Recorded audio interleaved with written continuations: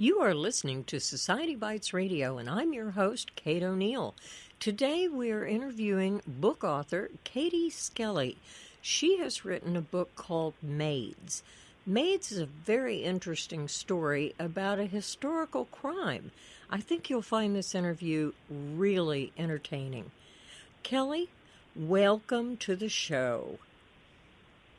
Thank you so much for having me. My pleasure.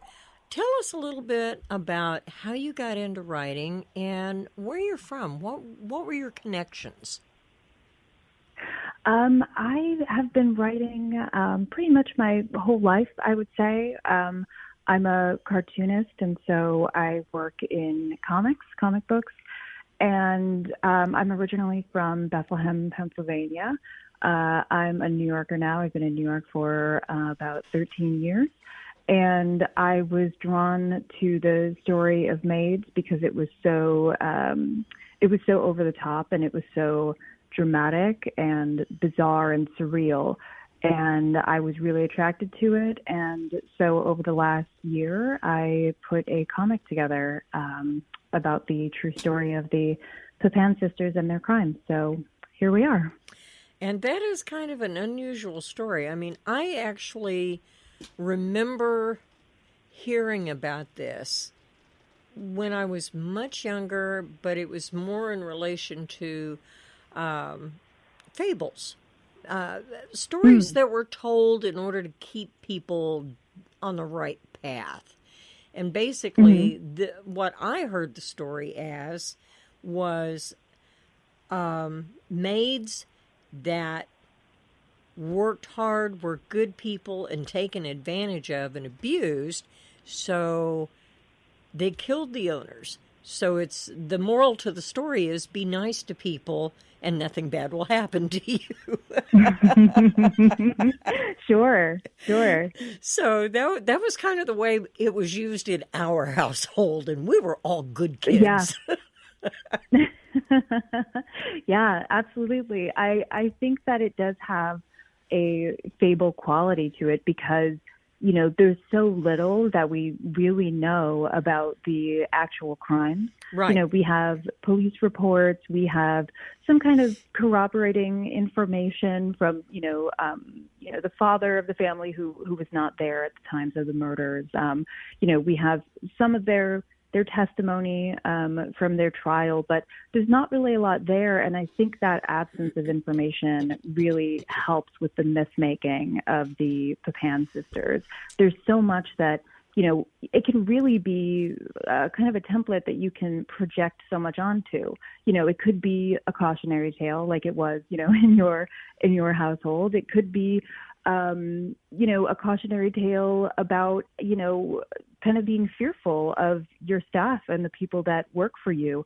It could be one about labor rights. It could be one about women. You could take this and really run with it in a lot of different directions. You're absolutely correct. I think it's so rich. Yeah. Why this story, though?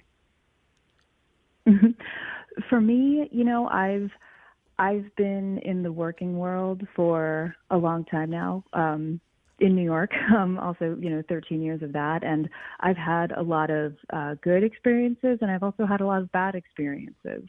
And there was something really cathartic to me about being able to kind of channel some of those workplace frustrations and moments that felt dehumanizing to me, and to be able to put them in a story that meant a lot to me and kind of work them out in that way.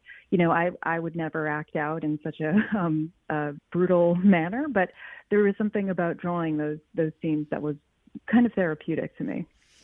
I can appreciate that. After having been in the service industry most of my life, I've always said that, your clients are the people who put food on your table and a roof over your head, so you owe them something, but yet at the same time, they owe you the respect.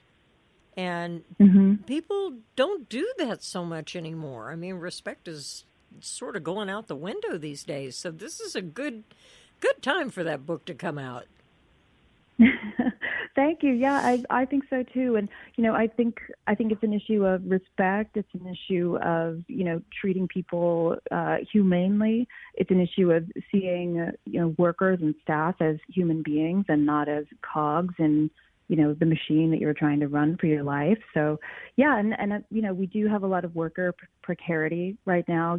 I think the gig economy is something that's really detrimental to human beings, their well-being. I think there's a lot of places that this kind of story could resonate now, in the same way that the film Parasite did last year. I think it has a lot of similar threads. It was kind of like Cinderella without the prince. Yes, that too, for sure.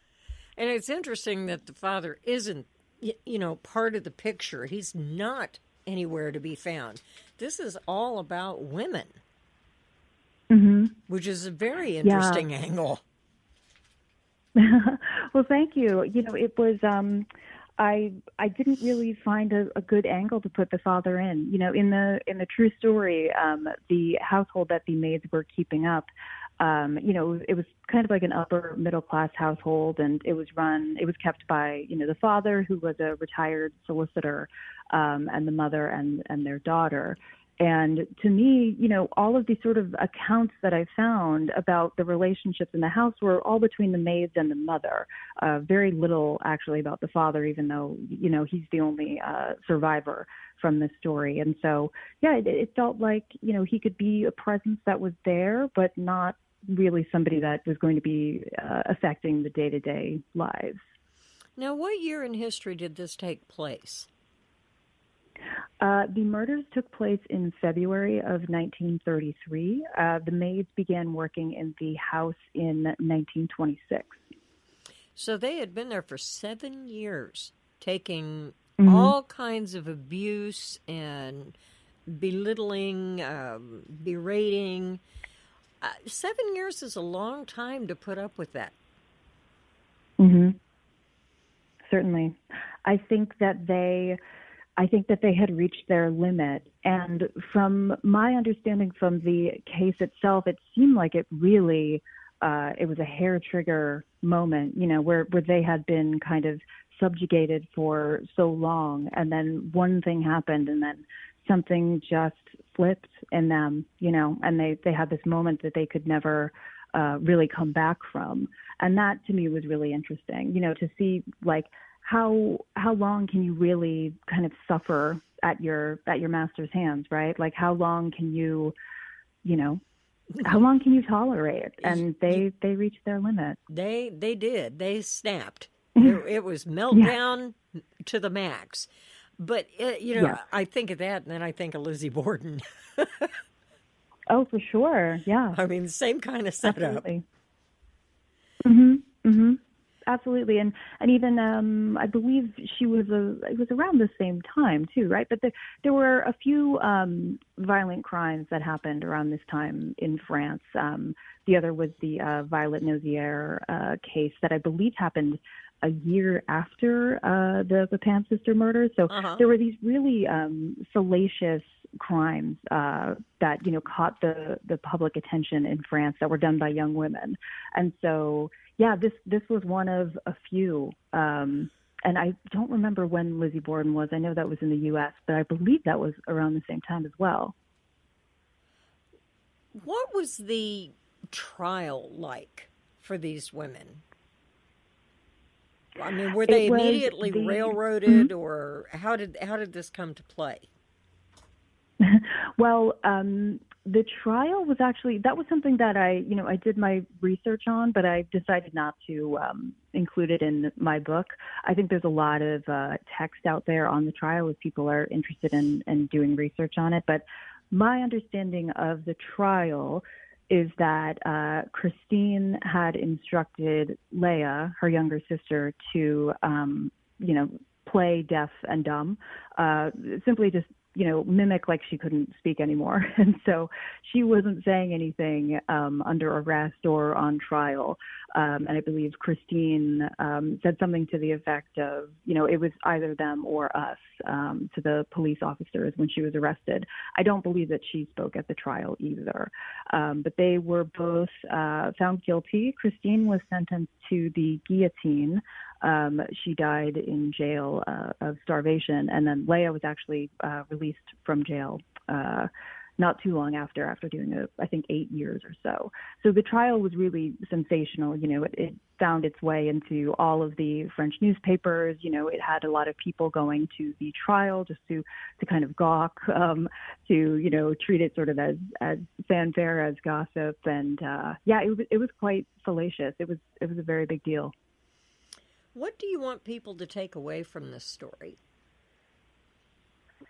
I would like people to, I do, to circle back to the fable, the sort of cautionary tale. I think it would be great if people took a little bit of fear away from it. If it kind of struck like the fear of God into people in order for them to respect other people more, I think that would be fantastic.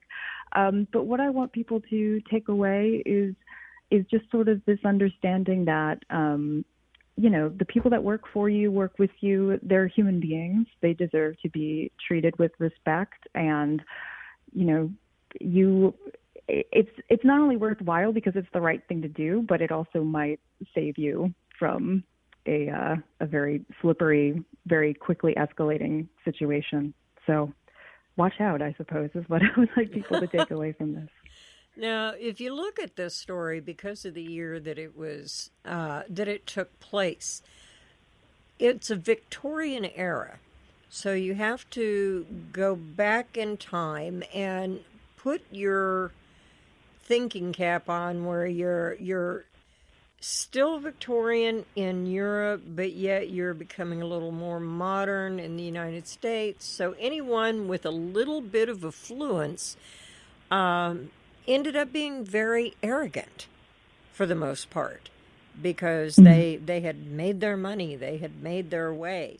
So pushing people around was nothing new. Mm-hmm. Yeah, certainly. And, it wasn't an uncommon situation that the girls in the story found themselves in, kind of being lower class, working class, being shipped out by your parents to go get work and then send money back to the family. That was not uncommon at all. And so, I think that nobody really batted an eye at how these girls were treated, which is kind of the really sad thing about it. It's only through our own sort of storytelling and myth-making that we can kind of get close to an understanding of where their headspace was. But, I think if they had just if they had just lived normal lives and, they didn't have these horrific crimes under their belt, we would never have heard about them at all. And when you stop to think about it just for a minute, there are some things with our society right now that are not that far from history repeating itself.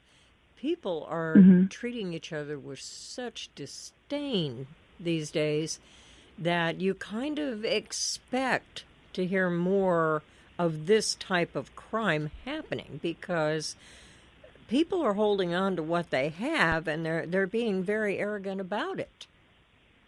And those that absolutely, it's the haves and the have-nots, them that makes the rule or has the gold makes the rules, so to speak. So I don't think it's that and different. I think what's going on now is really exacerbating those circumstances, right? Because you have so many people that are out of work, are quite desperate for work right now. You have little to no government relief that's really substantial. You have a lot of people that are basically unorganized labor, right? We have the gig economy. We have precarity workers. We have people that have absolutely no guarantee of health care, of, overtime, anything like that. And I think that a lot of people are finding themselves becoming subjugated in this same kind of way that the maids did. And I do think that these kinds of stories, I think that they are coming. I don't wish for them. I don't hope for them. But I do think that this sort of tension between classes right now is kind of at a similar boiling point. And I think what's going to happen in November is really going to speak to those tensions. And, I think there is some kind of comeuppance that is coming due. And we'll see what happens. But, I don't know if it will